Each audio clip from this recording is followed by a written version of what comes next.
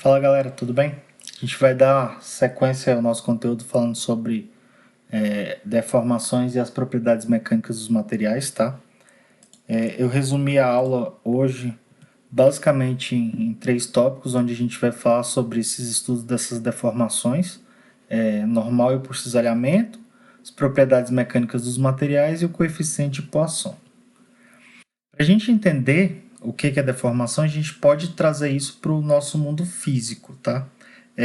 Quando você aplica uma força, alguma coisa assim, em determinado corpo, ele tende a mudar o formato, o tamanho. Por exemplo, se você pega um balão e aperta ele, a parte que você está apertando vai diminuir e a outra vai aumentar, por exemplo. Isso aí é o que a gente chama de deformação. E ela pode ser visível, assim como no exemplo do balão, ou imperceptível, como no edifício aí que tem pessoas que andam nele, essa pessoa é uma força, mas não provoca uma deformação considerável no edifício, entendeu? E aí, para a gente falar de deformação, a gente tem que pensar no corpo como um todo. Ela vai acontecer da mesma forma no corpo inteiro? Não. Ela vai ter uma dependência aí da geometria, do comprimento, para então assim vai ter essa dependência aí. Não vai ser apliquei uma carga aqui, deformou aqui, todo o corpo já deformou. Não. Beleza? Vai ter uma variação. Pode variar, né? Que um desenho aqui para a gente enxergar um pouco melhor. Eu tenho dois pontos, tá? Ponto A, B aqui. E quando eu aplico uma carga aqui, por exemplo, isso aqui tende a se deformar e agora esse novo segmento de reta que vai ter aqui, ele nesse caso aqui, por exemplo, vai ser menor. Aqui a gente está falando que esse corpo ele está comprimindo, ele está se contraindo, tá? Mas se você puxa isso aqui, se esse N, em vez de estar empurrando, puxa, você vai ter um alongamento, vai esticar. Então isso aí é o que é deformação para a gente, tá? Deformação ela é dada aí pela letra grega epsilon, né? Que é aí essa distância aqui, ó. Final menos inicial sobre a inicial aqui.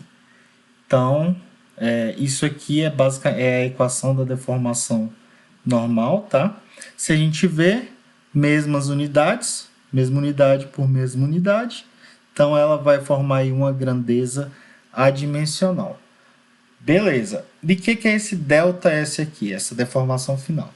Se eu conheço já a minha deformação, eu posso utilizar essa equação aqui para definir qual que vai ser a deformação final do meu material aí, a partir da deformação normal dele, tá?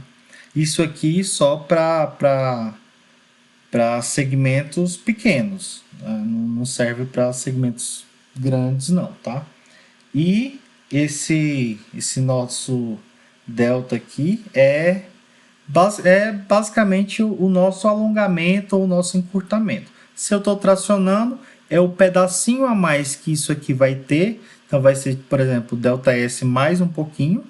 Então isso aqui vai alongar, por exemplo. Ou se estiver comprimindo, ΔS menos o pouquinho ali, vai ser esse pouquinho, entendeu? Esse aqui é o nosso alongamento de deformação ou a nossa a nossa redução aí de deformação, tá? Para ficar claro aqui, a gente está trabalhando aqui, nesse caso, considerando que a barra é prismática, esses conceitos, e que as forças estão atuando aí nesse centroide, tá? Nesse centro de massa. E que esse material ele é todo homogêneo, ele é uniforme, ele é isotrópico. Porque se o material não for homogêneo, ele pode ter comportamentos distintos, que nem a gente já falou em sala de aula. Agora vamos falar que, em vez de analisar como é que esse corpo vai se deformar, ele pode apresentar uma deformação aqui por cisalhamento. Por exemplo, aqui eu tenho um ângulo de 90 graus, ou π sobre 2, né? Se agora eu tenho uma força aplicando aqui e outra aqui e tende a fechar isso, eu consigo medir essa deformação de cisalhamento, tá? Então, essa mudança de ângulo ocorrida aí entre esses dois segmentos é o que a gente vai chamar aí de deformação de cisalhamento. E aí, é basicamente dado por essa equação, π sobre 2, menos aí o limite desse θ, tá? Desse ângulo aqui. Isso aqui é a forma da deformação de cisalhamento. Para a gente conseguir deixar isso mais claro, vamos lá. Vamos pensar que eu tenho aqui uma figura aqui, um cubo, né? Tá paralela aqui ao eixo XY, tá? E aqui tem uma carga puxando. Quando eu puxo isso aqui, esse corpo se deforma desse jeito, beleza? Então aqui vai deformar um pouquinho, aqui também vai deformar o mesmo pouquinho. E aí aqui entra quanto que é isso? Isso aqui é esse gama, tá? É esse gama XY aí, por que XY? Porque eles estão distorcendo aí da mesma forma. Então aqui a gente considera aí que ele está distorcendo de forma uniforme. A maioria desses materiais de engenharia aí vão apresentar esse comportamento linear, que vai ser definido pela lei de Hooke, que a gente vai ver um pouquinho mais lá na frente, mas basicamente a lei de Hooke ela faz essa associação aqui, definindo tensão de cisalhamento como o módulo de rigidez vezes essa deformação de cisalhamento. Então, para que a gente vai usar essa deformação de cisalhamento aqui? Para encontrar essa tensão de cisalhamento, que a gente já viu em sala. Eu coloquei um exemplo, alguns exemplos no slide para vocês, e eu fiquei até um pouco preocupado porque até o momento só um aluno me questionou quanto às respostas. Tem algumas coisas que eu coloquei lá que foram calculadas, que eu calculei de forma intencional com dados errados e ninguém me questionou, acho que vocês aceitaram. Mas vamos lá. Nesse exemplo, primeiro aqui, deixa eu só pegar o caderno. Nesse primeiro exemplo aqui, a gente tem esse poste aí, né? Que é basicamente esse formato, onde eu tenho um diâmetro externo e um diâmetro interno, ele é oco, né? Ele é vazado, de alumínio, e vocês conseguem acompanhar lá pelo exemplo que eu mandei para vocês resolvido, as conversões de unidade, tá? Mas, na hora de calcular essa área aqui, lá no exemplo, eu peguei e coloquei o diâmetro aqui direto. E isso não é assim que se faz. Você coloca o diâmetro sobre 2 ou o raio, né?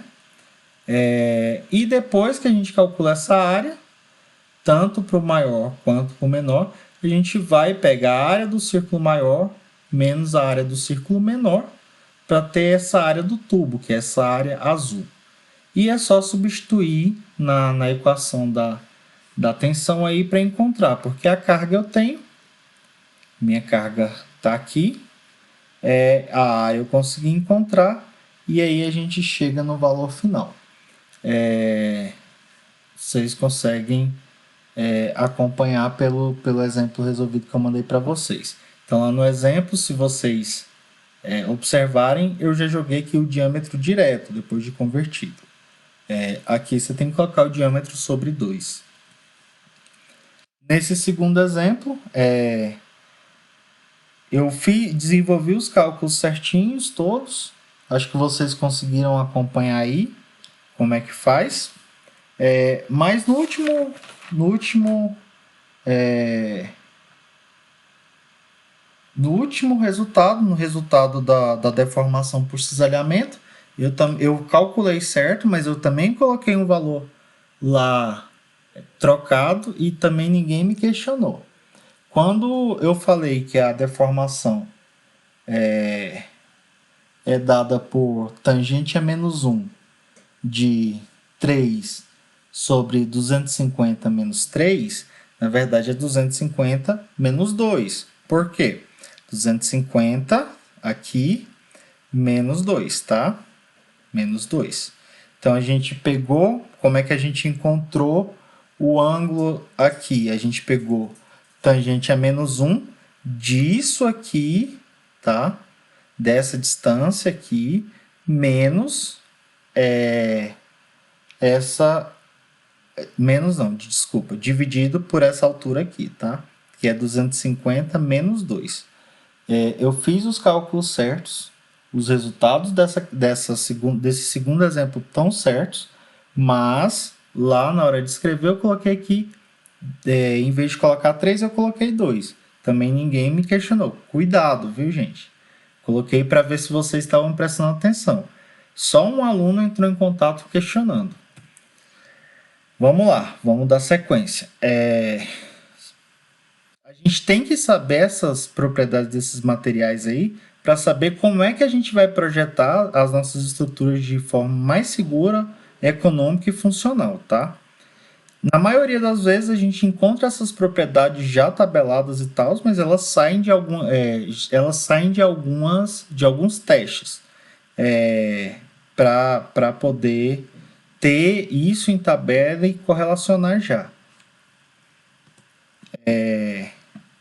Então a gente tem aí a resistência desse material dependendo dessa capacidade aí, né? Vai depender da capacidade que ele tem de suportar uma carga, uma deformação, tá? Sem sofrer essa deformação para romper. E entre esses testes, o teste mais comum é o teste de tração e de compressão, que é basicamente pegar um corpo de prova, colocar ele aqui, aplicar uma carga e medir com o nosso clip gauge aí, com o nosso extensômetro, quanto é que ele vai se deformar. Então eu vou ter aí os dados dessa carga e dessa deformação. Beleza? E nisso aí a gente vai conseguir associar aí essa tensão, a gente consegue acompanhar essa tensão, dividindo essa carga aí por essa área. E como a gente vai acompanhar a área aí, também a gente consegue ver essa deformação, acompanhar isso, tá? Para chegar, chegar aí nesses dados.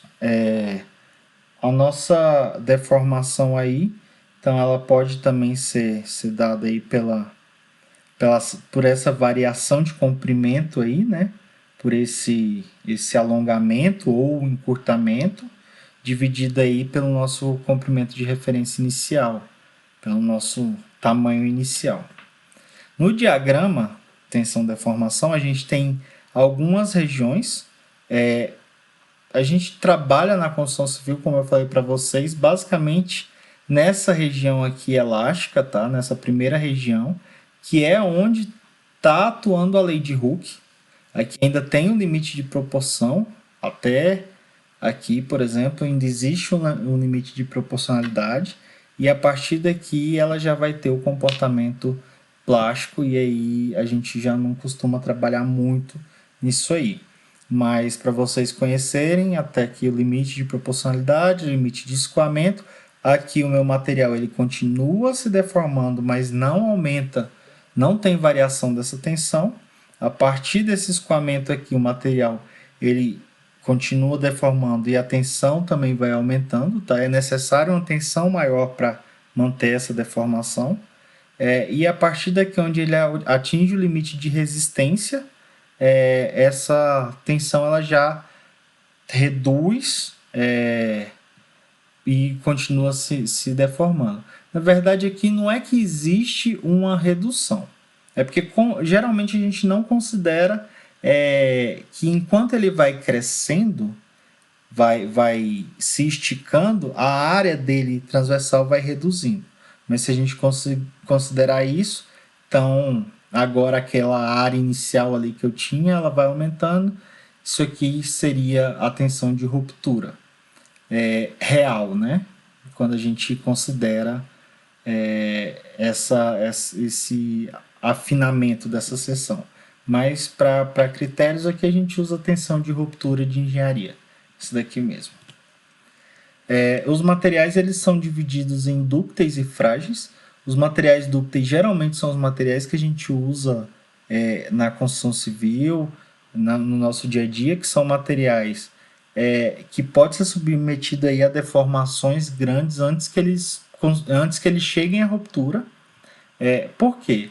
Porque a gente consegue ter tempo de prever um colapso e fazer uma intervenção, ou então tirar as pessoas, evacuar e conseguir ter tempo hábil para fazer isso, tá?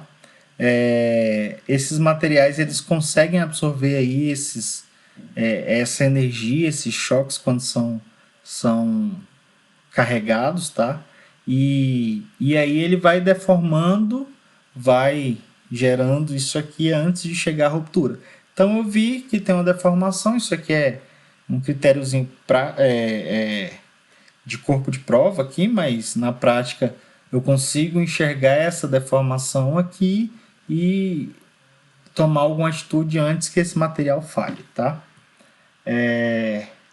Uma forma da gente especificar e calcular esse percentual aí, especificar essa ductilidade é calcular esse percentual de área ou de alongamento aí durante a ruptura, tá? No instante da ruptura. Então a gente consegue calcular esse percentual de alongamento aí utilizando essas equações. Ou através do percentual de área para ter um valor aí para ductilidade. Materiais, um valor assim, qualitativo. Os materiais frágeis, eles não apresentam ou apresentam muito pouco deformação. Então ele vai, sobe a tensão, tá, vai, não deforma muito e já rompe. Então você não teria esse tempo hábil, tá? E dentro disso a gente geralmente trabalha naquela primeira região lá, que é onde impera a lei de Hooke, tá? É a região linear, elástica. Então ali tem uma relação entre tensão e deformação, tá? A gente consegue ver essa relação. Tipo, tensão ela agora tá ligada com deformação. E a deformação aí é representada pela letra E, tá? Que é o nosso módulo elástico, tá? Então, esse módulo de elasticidade aí é o que representa essa nossa proporção aí, tá? Então, aqui agora, na lei de Hooke, esse módulo elástico ele vai ele vai ser aplicado sempre nessa primeira região do diagrama. O módulo de elasticidade é uma propriedade que vai indicar aí o quão rígido esse material tá. Só pode ser utilizado se ele tiver lá naquela primeira região do diagrama, tá? A partir daquele ponto de proporcionalidade ali, a lei de Hooke ela deixa de ser válida, porque se não vai ter mais uma relação entre tensão e deformação para esse material. Então eu consigo falar que essa tensão ali é esse módulo elástico vezes essa deformação, né? Tensão módulo elástico vezes essa deformação, mas a partir daquele limite de proporcionalidade já não se aplica mais isso, tá? O coeficiente de Poisson é também uma relação que existe. Vamos pensar que se eu puxo esse material aqui, quando ele alonga nesse sentido, ele também reduz nesse sentido. Então a razão entre esses materiais aí, entre essas deformações laterais, é o que a gente chama de coeficiente de Poisson, que é dado aí pela letra nu, tá?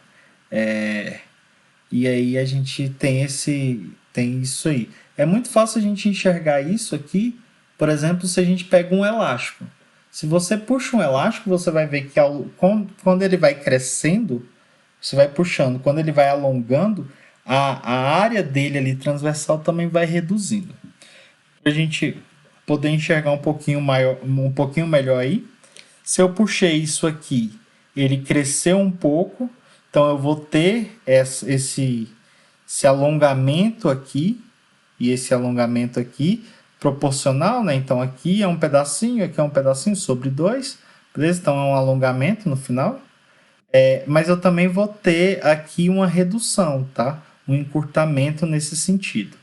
Se eu comprimo aqui, eu vou ter uma redução nesse sentido e eu vou ter um alargamento nesse sentido aqui.